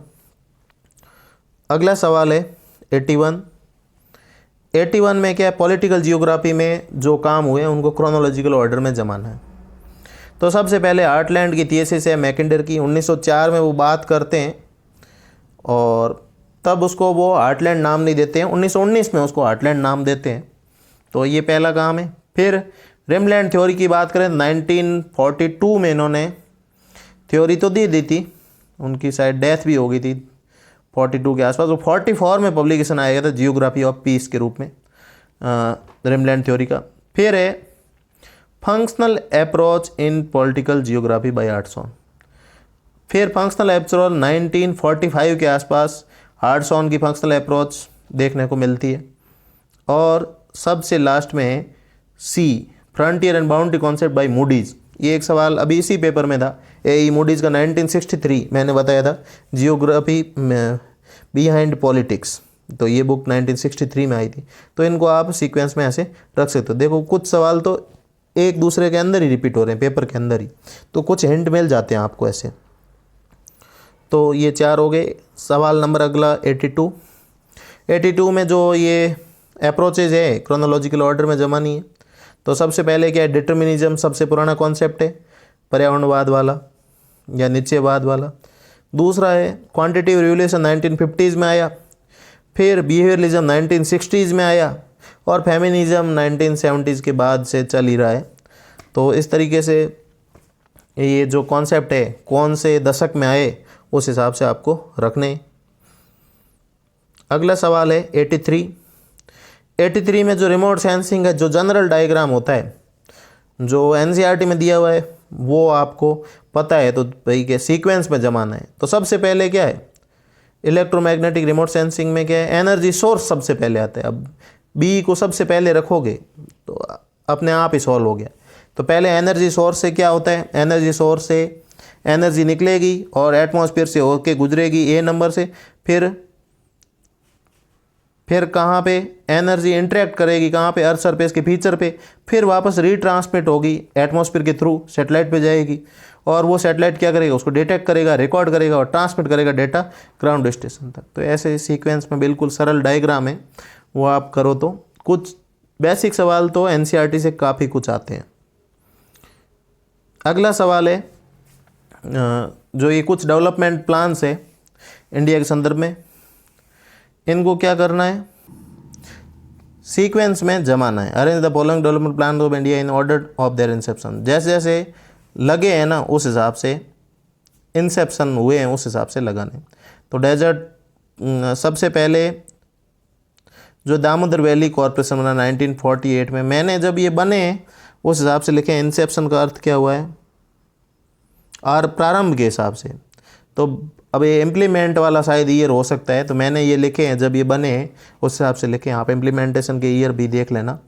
तो सबसे पहला है दामोदर वैली कॉरपोरेशन, ये सबसे पहले 1948 में। अब ये दामोदर वाला पहले भी एक सवाल आ रखा है, उस पर जो डैम पूछे थे, अभी ये पूछ रहा है कब हुआ। तो अब एनसीआर वाला भी, नेशनल कैपिटल रीजन भी पहले पूछ रहा है वो, तो सारे सवाल रिपीट भी हो रहे हैं। नेशनल कैपिटल रीजन 1985 में बना।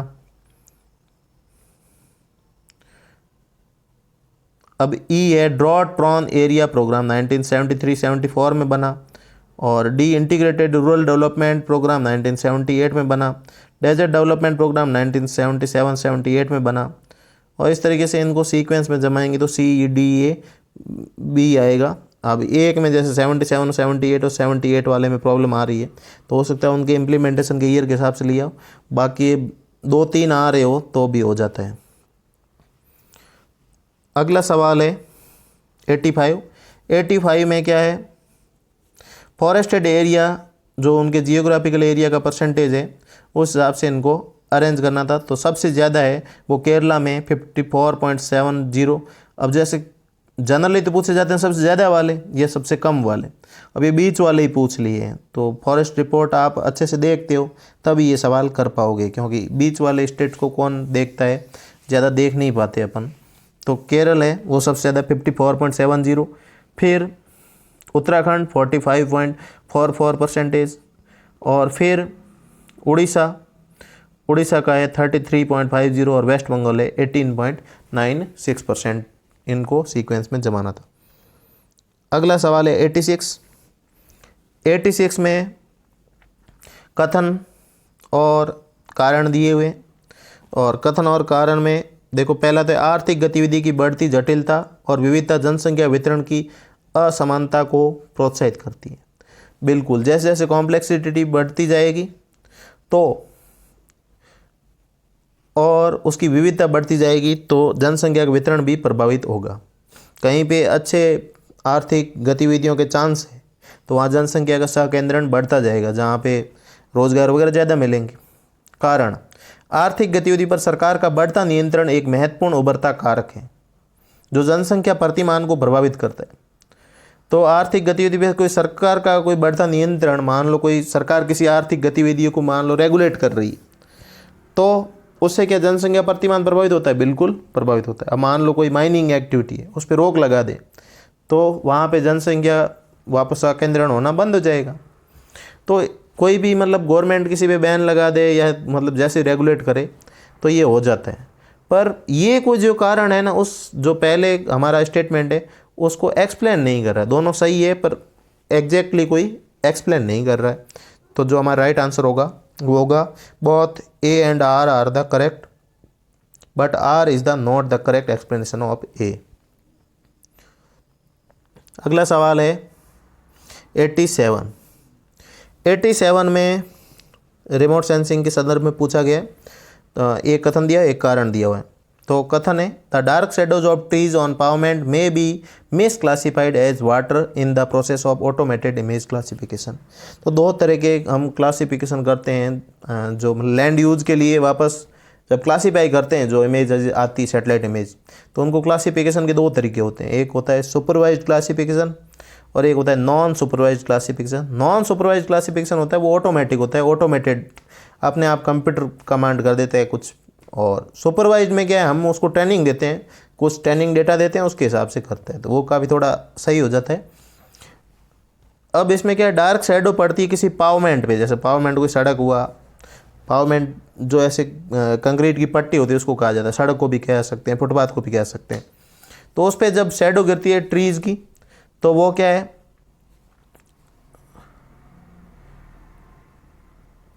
मिस क्लासीफाई हो जाता है और किस में हो जाता है, वाटर की कैटेगरी बन जाती है। तो बिल्कुल सही बात है। अब रीजन क्या बता रहा है, कारण बता रहा है in visible wavelength imagery. Visible wavelength में जो विजिबल 0.4 से लेके 0.7 वाली जो वेवलेंथ वाली कैटेगरी होती है, तो उसमें object inside shadows will tend to appear darker.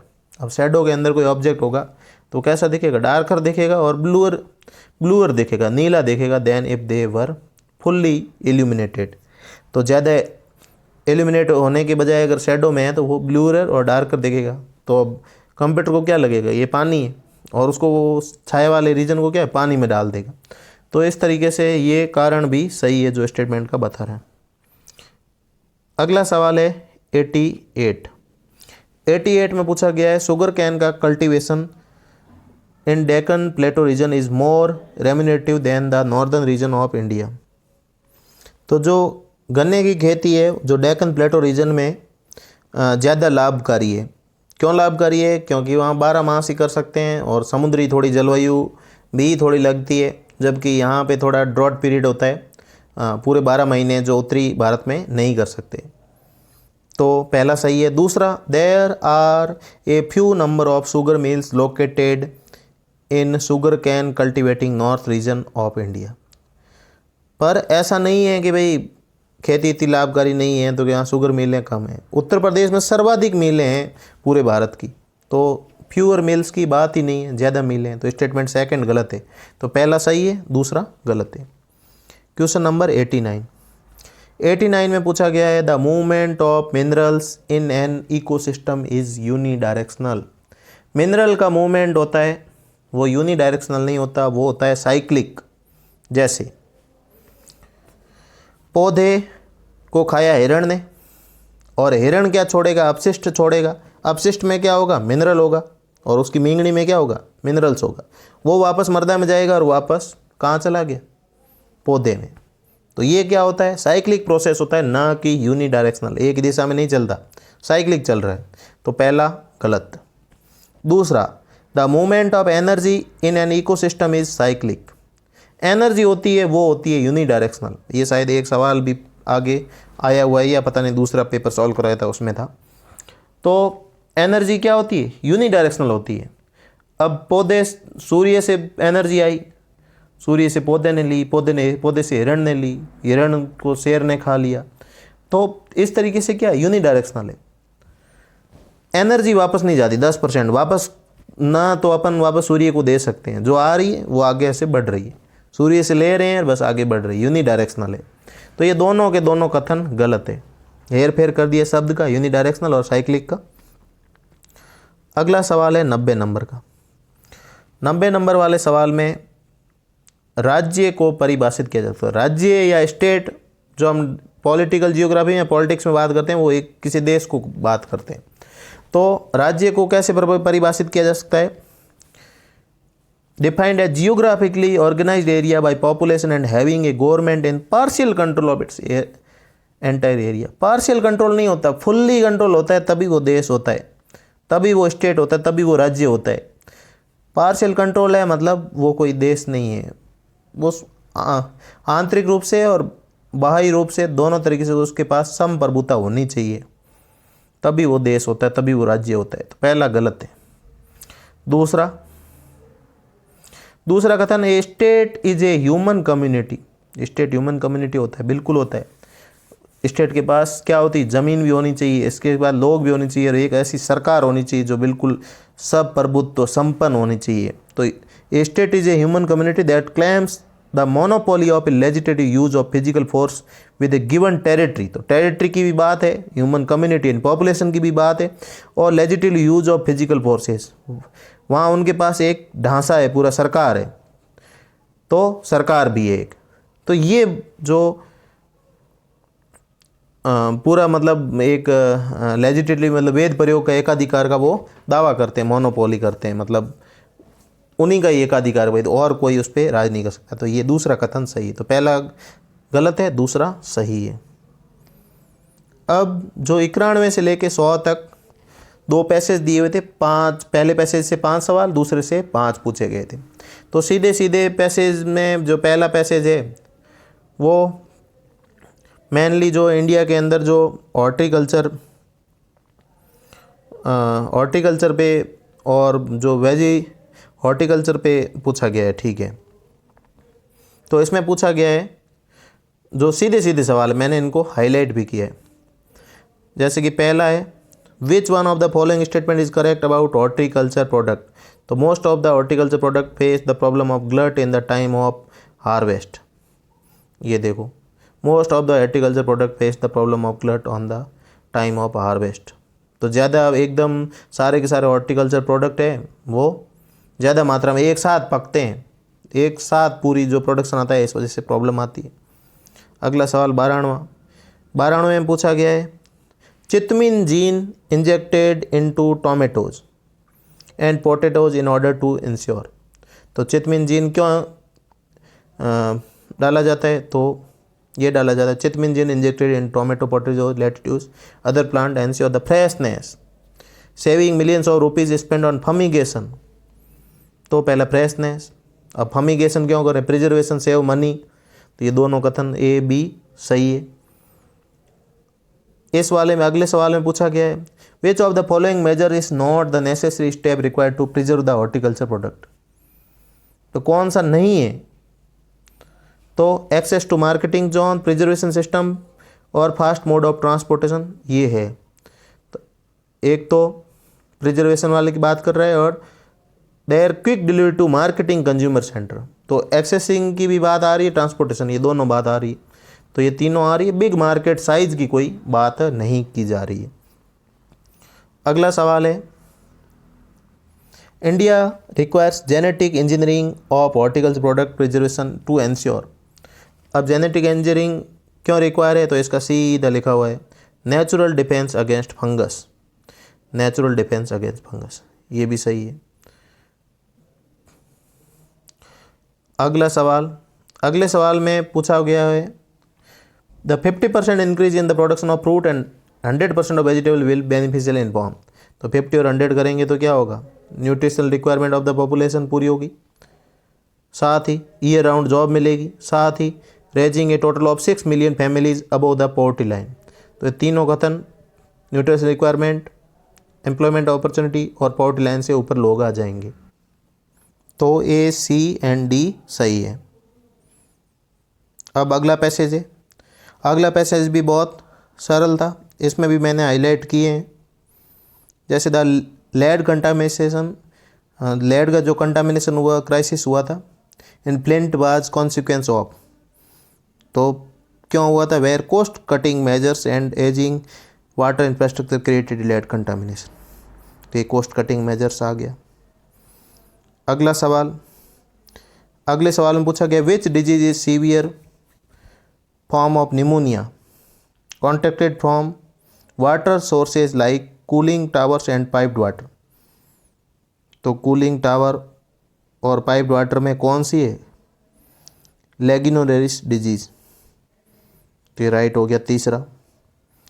अगला सवाल, अगले सवाल में why low income communities are at high risk from water pollution, because their homes are often closest to most polluting industries, तो इसमें their homes are often closest to, बिल्कुल सीधे सीधे पैसेज को पढ़ने भर से हो रहे थे सवाल। अगला सवाल विच of the following message is given through the passage, तो इसमें कौन सा मैसेज दिया गया, तो water pollution is a problem even in A high income countries, तो इसके बारे में हाई इनकम कंट्रीज़ के बारे में कैसे पता चल रहा है, पहले तो जो वाटर क्राइसिस के बारे में जनरल लाइन शुरू कर रहा है, फिर इवन इन वेल्दी नेशंस में भी ऐसा हो रहा है, फिर यूनाइटेड स्टेट की बात कर रहा है वेल्दी नेशन में, उसमें उसके मैनहट्टन, कैलिफोर्निया, फ्लिंट मिशिगन और अमेरिकन्स की पूरी बात कर रहा है, तो ऑल ओवर क्या है, वेल्दी नेशन में भी ऐसा हो रहा है कि केवल गरीब कंट्री में नहीं होता, सब जगह ऐसा हो रहा है, तो इसका ये निचोड़ था।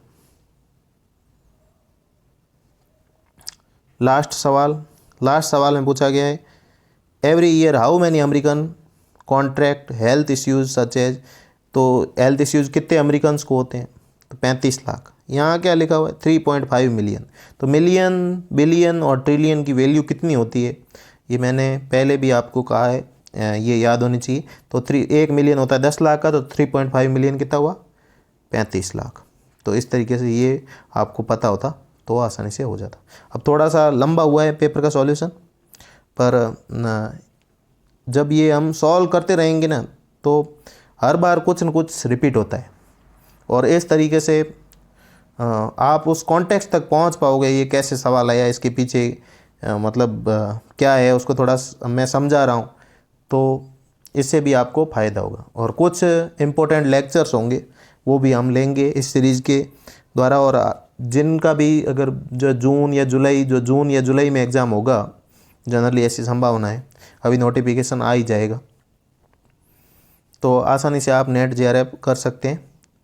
आपको मेरा वीडियो कैसा लगा, वीडियो को लाइक करें, चैनल को सब्सक्राइब करें, और साथ ही साथ अपने फीडबैक है वो कमेंट के माध्यम से हमें दें, और हमारे टेलीग्राम चैनल को भी टेलीग्राम चैनल पे जाके भी आप ज्वाइन करें टेलीग्राम चैनल को भी। Thank you.